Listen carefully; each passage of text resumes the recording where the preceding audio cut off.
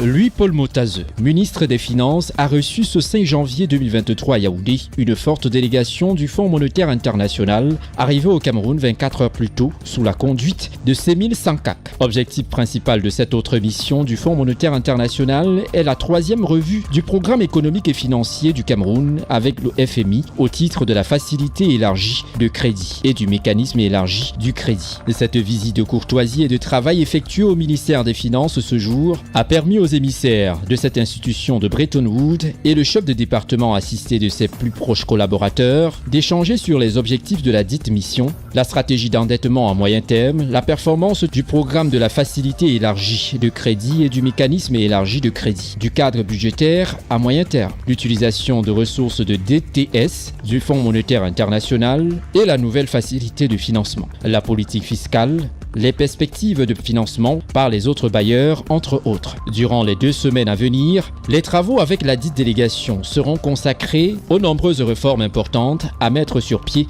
pour le développement du pays. L'objectif de cette mission est la revue de la troisième revue du programme avec le FMI. Donc, nous avons discuté les grands objectifs du programme et les grands objectifs de la revue. Et pendant les prochaines 2 semaines, nous allons travailler ensemble et discuter sur certaines réformes qui sont importantes pour le pays. Pour rappel, en juillet 2022, le Fonds monétaire international validait la 2e revue des accords avec le Cameroun au titre de la facilité élargie de crédit et du mécanisme élargi de crédit. Au sortir de cette 2e revue, le Cameroun bénéficiait ainsi d'un décaissement de 72,9 milliards de dollars de la part du Fonds monétaire international.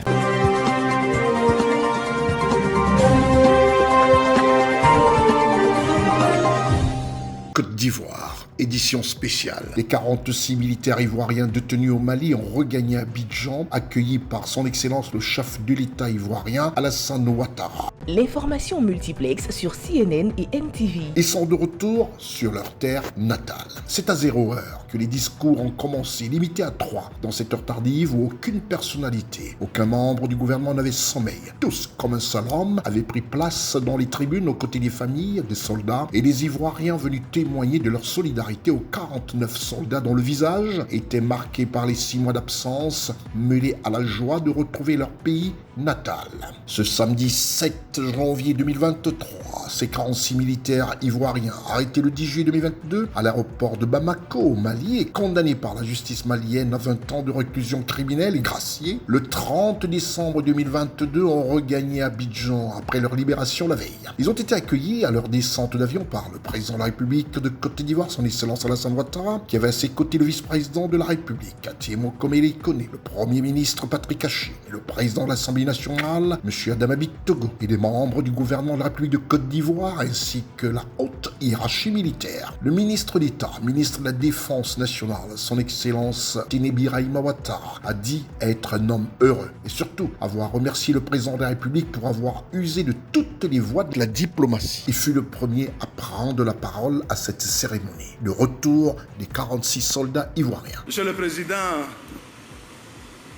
je suis un homme heureux ce jour. Heureux parce que cela fait bientôt 6 mois que les Ivoiriens étaient dans l'angoisse. Cela fait 6 mois bientôt que des soldats ivoiriens partis au Mali dans le cadre de la recherche de la paix ont été détenus. Monsieur le Président de la République, je voudrais, au nom des soldats, au nom des familles, au nom de toutes les populations de Côte d'Ivoire, vous remercier pour la manière avec laquelle vous avez géré ce dossier.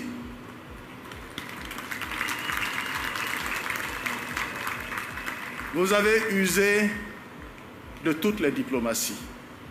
Vous avez mobilisé la communauté internationale parce que vous êtes un homme de paix. Vous avez évité de croiser le fer avec le pays frère du Mali.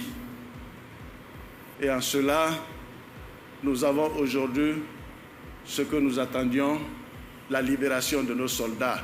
Ensuite, ce fut au tour du représentant des 49 soldats de prendre en second la parole, au nom de ses frères d'armes, après un chant en a cappella conçu et repris en chœur par les 49 soldats de retour au bercail.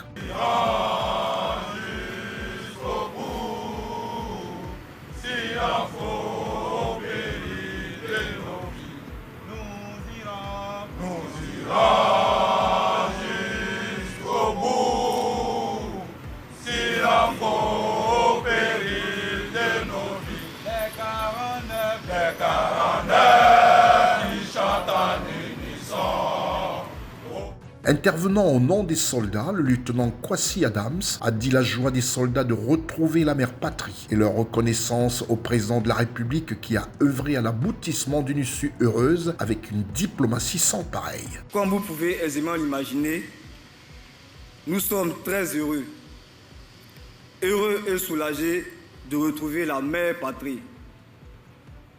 Je voudrais exprimer au nom de tout le groupe notre profonde gratitude pour tout ce qui a été entrepris pour notre retour au bercail. Nous voudrions adresser nos remerciements à toutes les autorités ivoiriennes, avec à leur tête son Excellence, Monsieur le Président de la République, chef suprême des armées.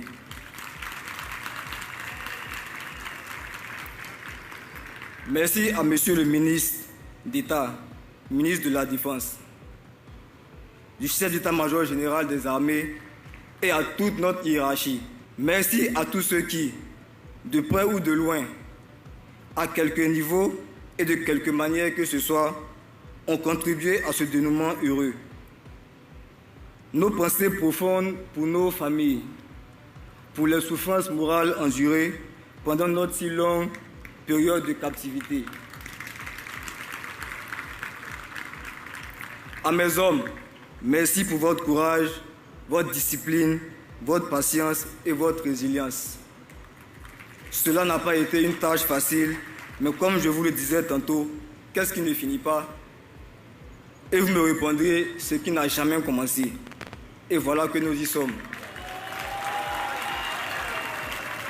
Le président Alassane Ouattara a salué le courage, la résilience et le patriotisme des soldats. Le président de la République, son Excellence Alassane Ouattara, chef suprême des armées, très heureux et avec beaucoup d'émotion, a partagé une joie indescriptible à ses premiers mots adressés aux 49 soldats, à leurs familles et au peuple de Côte d'Ivoire. Ces braves jeunes, 3 soldats et 46 soldats qui ont été détenus pendant 6 mois dans le pays frère du Mali, le pays frère et ami, avec lequel certainement il y a eu des incompréhensions.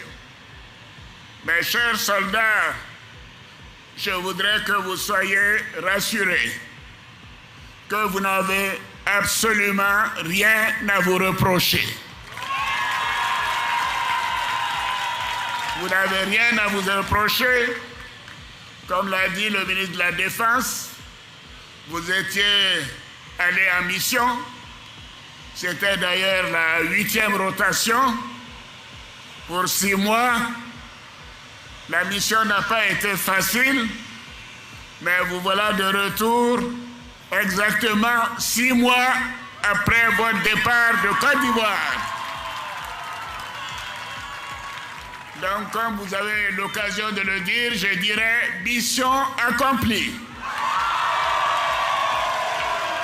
Et bravo, bravo à vous.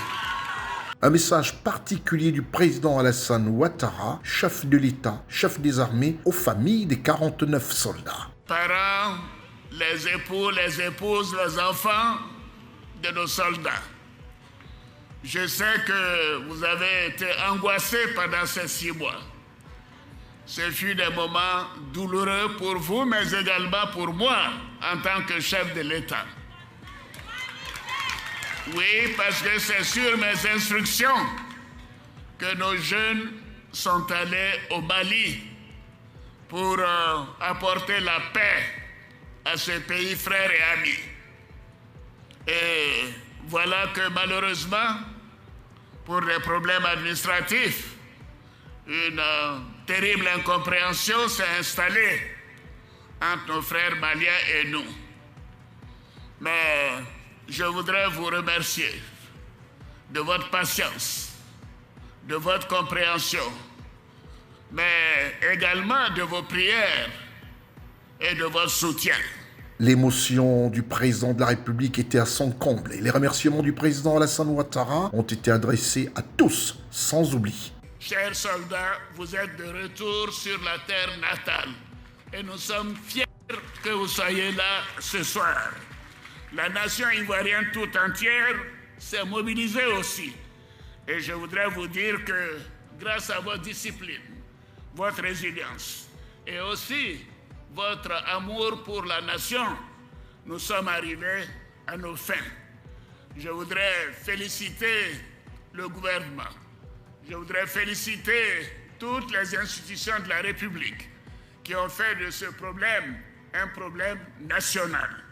Et je remercie également vos frères d'armes qui, dans le calme, ont attendu votre retour, qui patiemment ont souhaité que tout cela se règle et que, après cette détention, vous puissiez les retrouver pour continuer de travailler ensemble à bâtir pour notre belle nation une grande armée.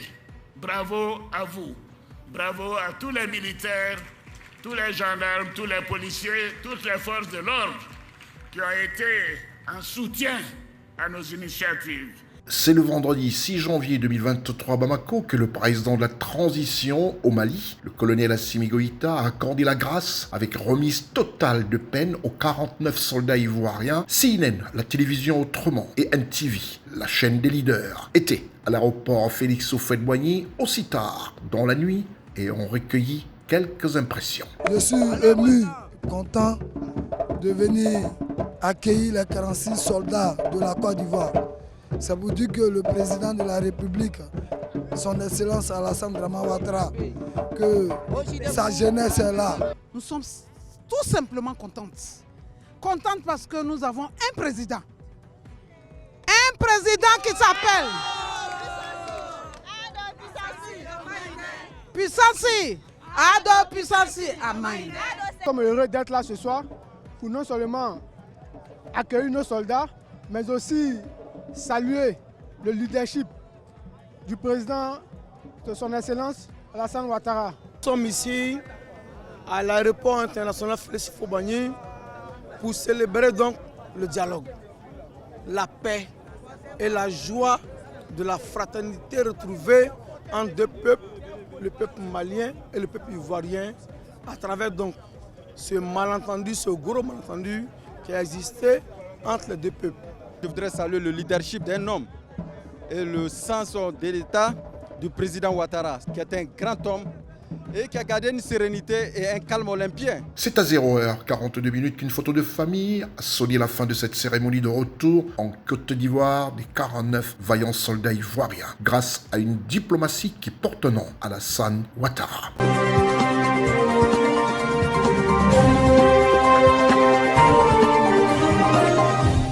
Le Gabon a renoué avec la cérémonie de présentation des vœux au chef de l'État en présentiel au palais du bord de mer. Le corps diplomatique accrédité au Gabon a ouvert le bal. Son Excellence François Lombo Siongo, ambassadeur de la République démocratique du Congo, doyen du corps diplomatique, porte-parole des chefs de mission diplomatiques et représentant des organisations internationales en terre gabonaise, a formulé le vœu de santé, de prospérité ainsi que de paix à l'endroit du couple présidentiel. Il a en outre égrené les réalisations accomplies par le Gabon en 2022 dans les secteurs de la santé avec la rénovation de centres de santé de proximité, l'éducation ainsi que les efforts consentis dans la lutte contre la vie chère. Concernant la vie chère au Gabon, vous avez pris, Excellence, Monsieur le Président de la République, de mesures fortes pour freiner la hausse des prix et réduire le coût de la vie, en injectant 83 milliards de francs CFA afin que le prix des produits des premières nécessités n'augmente pas. Le combat de la première dame, Mme Sylvia Bongo Ondimba, envers les personnes les plus vulnérables, ainsi que son combat contre les violences basées sur le genre, n'était en reste. Nous ne saurons parler du Gabon sans évoquer sa première dame. J'ai cité Mme Sylvia Bongo Ondimba, qui, à travers sa fondation et en concertation étroite avec le gouvernement, vient de lancer la caravane gouvernementale Gabon Égalité. Et ce, dans le souci d'aboutir à un modèle de société gabonaise assurant tous leurs droits aux femmes, les protégeant contre toute forme de violence et accélérant leur progrès économique et leur ascension sociale. Sur la scène internationale, toujours au cours de l'année 2022, le Gabon a bénéficié d'un statut de référence, membre non permanent du Conseil de sécurité des Nations Unies. Il a aussi adhéré au Commonwealth, une adhésion qui a marqué une nouvelle ère pour le Gabon. En dépit d'un contexte international peu favorable, le Gabon a poursuivi avec détermination son processus de modernisation et de diversification de son économie. Aujourd'hui, de nombreux secteurs d'activité sont positivement impactés par le plan d'accélération de la transformation, le PAT. Sur le plan international, vous avez à juste titre souligné que le Gabon a de façon constante décliné et défendu ses positions sur les questions majeures de l'heure. Cela a été le cas, entre autres, lors du sommet Union européenne-Union africaine, de la COP27 et tout récemment durant le sommet des dirigeants États-Unis-Afrique. En 2022, sur l'échiquier international, le Gabon s'est positionné comme un partenaire incontournable, ceci grâce à son engagement dans la lutte contre le changement climatique.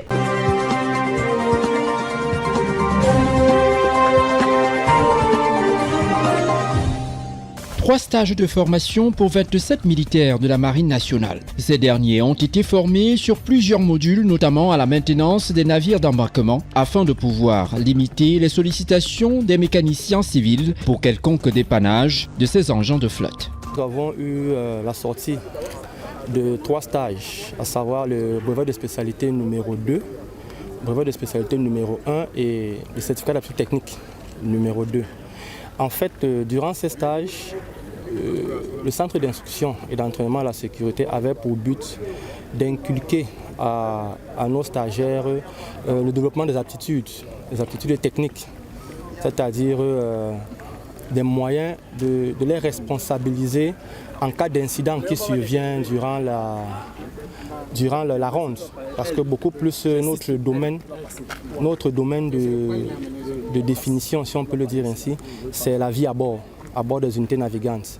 Donc le CIS était chargé d'inculquer à ces jeunes la responsabilité de pouvoir intervenir lorsqu'un incident survient, que ce soit un feu ou une voie d'eau. Après avoir passé plusieurs mois de stage au centre d'instruction navale de spécialité et au centre d'instruction d'entraînement et de sécurité, ces hommes et femmes de la Marine nationale ont reçu ce 6 janvier à Douala leur parchemin de fin de formation. C'était à l'occasion d'une cérémonie de circonstances présidée par le général Philippe Mp, en présence du corps militaire constitué et des membres de famille venus nombreux. Au sortir de cette longue période d'apprentissage, les récipiendaires majors pour certains et directeurs pour d'autres n'ont pas manqué de témoigner leur gratitude à l'endroit de leurs encadreurs. Et la spécialité dans laquelle je viens d'effectuer un stage, c'est une spécialité de CAT2 Méca Diesel, qui consiste à quoi? Vu que nous sommes à la marine, nous avons des embarcations flottantes, vues pour la surveillance de nos côtes maritimes.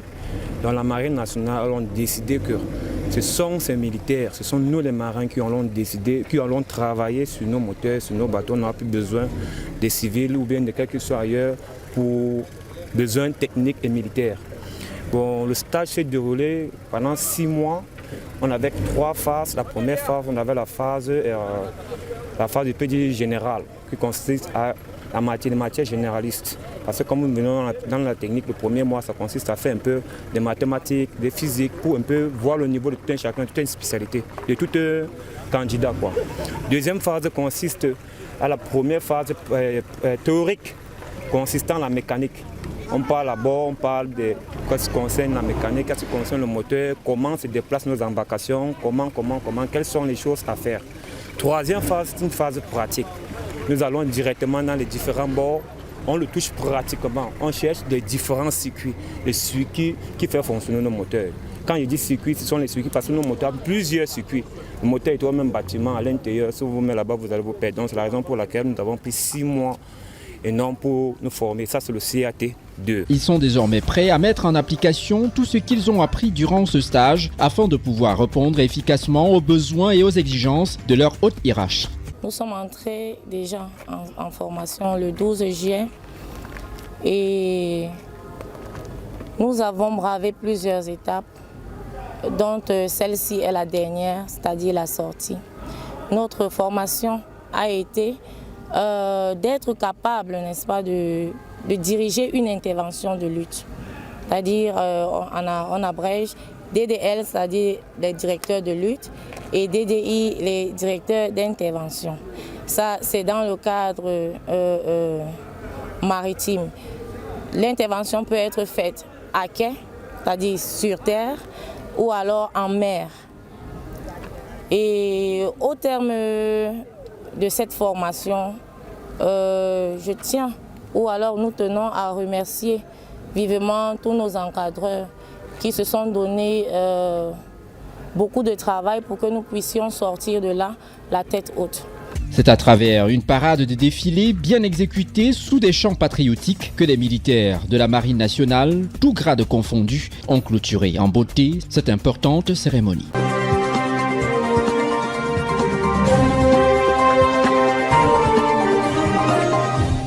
Le président de la République du Bénin, son Excellence Patrice Talon, accompagné de son épouse, Madame Claudine Benagnon Talon, a voté ce dimanche 8 janvier 2023, accomplissant ainsi son devoir de bon citoyen. C'était aux environs de 9h à son centre de vote habituel, situé à l'école primaire publique Charles Guillot de Zongo. Après son vote et face à la presse. Pour le rôle que j'ai, c'est une évidence, c'est un devoir et je l'accomplis avec enthousiasme et beaucoup de plaisir et responsabilité. Je suis assez satisfait de ce qui me revient comme compte rendu sur le terrain. Depuis des semaines, le processus se déroule bien. C'est satisfaisant. Je crois que nous sommes en train de tourner définitivement les mauvaises pages de notre récente histoire politique. Maintenant, tout le monde va aux élections avec enthousiasme et qu'on sort, plus personne ne boycotte, malgré les réformes qui sont toujours en cours et qui transforment notre environnement aussi bien politique, économique, administratif. C'est heureux. Le chef de l'État s'est réjoui du bon déroulement du scrutin sur toute l'étendue du territoire national et a appelé la population à sortir accomplir son devoir citoyen.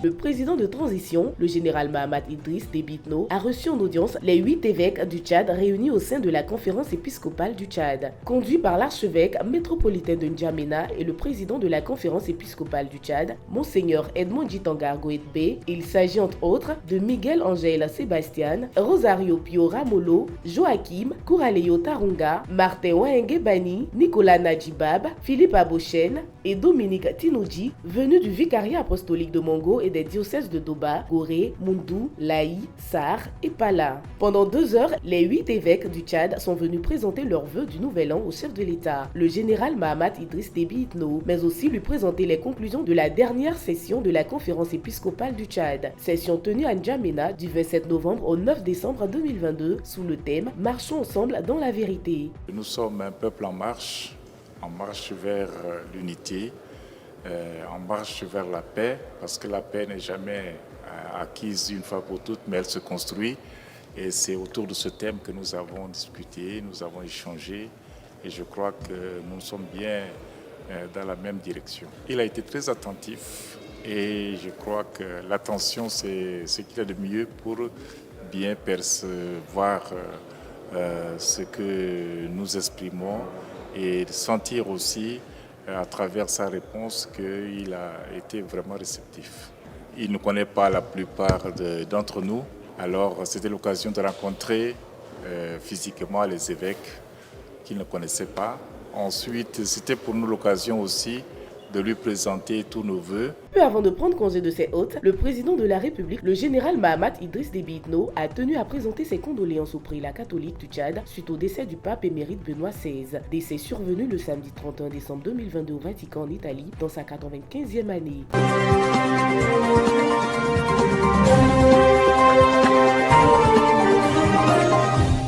Le chef de l'État, son Excellence Alassane Ouattara, président de la République de Côte d'Ivoire, a échangé ce mercredi 11 janvier 2023 au palais de la présidence de la République de Côte d'Ivoire, successivement avec l'ambassadeur du Sénégal en Côte d'Ivoire, son Excellence Abdou Kadi Aknin, et le ministre des Affaires étrangères de la Grèce, M. Nikos Dendias. Après 3 années passées en Côte d'Ivoire, le diplomate sénégalais, qui est en fin de mission, est venu faire ses civilités et adieux au chef de l'État ivoirien. Au cours des échanges, le président de la République de Côte d'Ivoire, Alassane Ouattara, a salué les excellentes relations d'amitié et de coopération qui existent entre la Côte d'Ivoire et le Sénégal depuis de longues années. Je viens de recevoir monsieur l'ambassadeur du Sénégal qui est venu prendre congé de nous pour une nouvelle affectation dans la sous-région.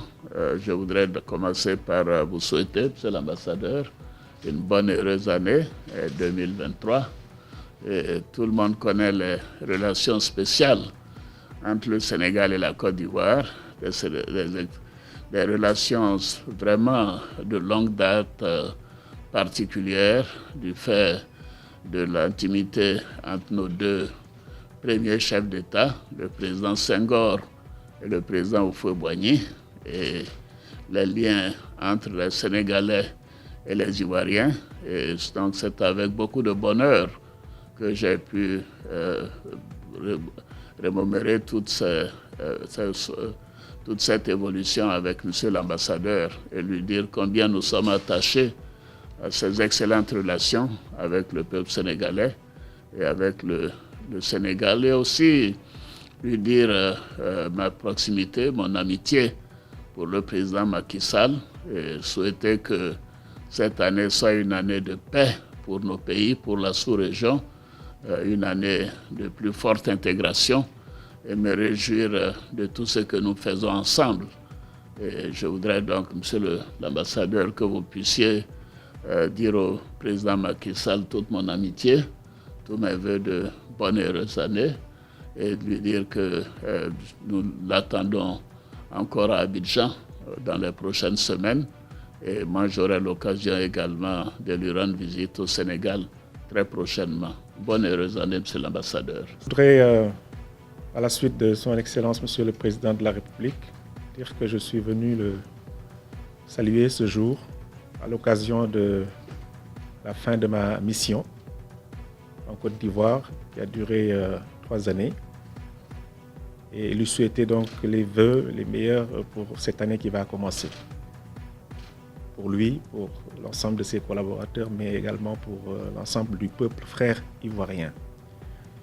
Le Sénégal et la Côte d'Ivoire, son Excellence, Monsieur le Président de la République, vient de le rappeler, mais c'est un secret de polichinelle, entretiennent une relation exemplaire, et ça, c'est quelque chose qui date de très longtemps. Quant au ministre des Affaires étrangères de la Grèce, M. Nikos Dendias, il a salué le développement économique de la Côte d'Ivoire et a exprimé la volonté de la Grèce d'accompagner ce développement à travers le renforcement de la coopération entre les deux pays. Il a ajouté avoir profité de cet entretien pour évoquer la situation sécuritaire dans la sous-région et la question des soldats ivoiriens précédemment détenus au Mali et récemment libérés et rentrés en Côte d'Ivoire. Je suis très honoré d'avoir effectué cette visite en Côte d'Ivoire et par la chaleur de l'accueil qui m'a été réservé. Je suis là donc pour renforcer les relations économiques entre la Côte d'Ivoire et la Grèce, et notamment travailler au renforcement de la présence économique de la Grèce en Côte d'Ivoire. Pour terminer, il a souligné avoir remis au chef de l'État ivoirien, son Excellence Alassane Ouattara, une invitation des autorités grecques à effectuer une visite officielle en Grèce. Restez des nôtres et bonne suite des programmes sur CNN et NTV.